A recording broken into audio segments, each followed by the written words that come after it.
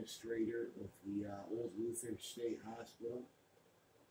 We're going to talk a little bit about the past and what it was like to be the last head administrator of the oldest, one of the oldest state-run facilities, and how the change was not good for the people of the state. I was the last head administrator for the Luther State Hospital for several years. I tried hard to keep the facility from shutting down. I argued a lot, and I said, if you shut this state-run hospital down, it's going to create a lot of problems. And that's exactly what has happened since this place closed. It was one of the better state-run hospitals in the state. It was named after a cat named Luther, and actually the patients liked that because when they walked in, there was a statue of Luther, and it's kept in a glass case. When the hospital closed, they removed the statue of the cat. They did protect it, but it's sad for a lot of reasons. One, the building has fallen into disrepair. I don't know if the building can be salvaged at this point. The state just let the building rot away. Two, a lot of people don't have places to go, or they end up on the streets or in jail. We had some good nurses that worked here. We had a nurse named Jenna. We also had a nurse named Chelsea, to say a few. We had patients from all walks of life, rich, poor, mostly poor. A lot of people didn't come from money, but you'd be surprised. Once in a while we had some people who had money. We had famous people. One of the things I liked to do when I was the head administrator was to make things easier on the patients and find them activities to do to keep them busy.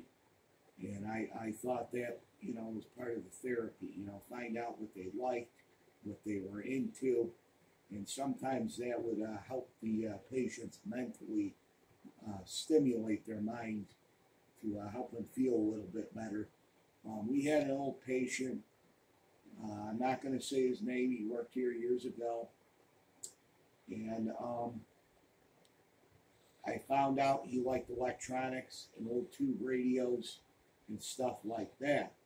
Well, we had a nurse here, our nurse Jenna, who had an old beat-up radio collecting dust.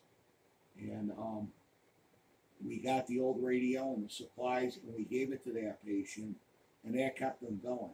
And that was one of the greatest things to see. Another thing that was great to see is if we had a patient that was in a psychosis or was not feeling well, getting them on the right meds and getting them to re-enter society and function somewhat normally was a great thing.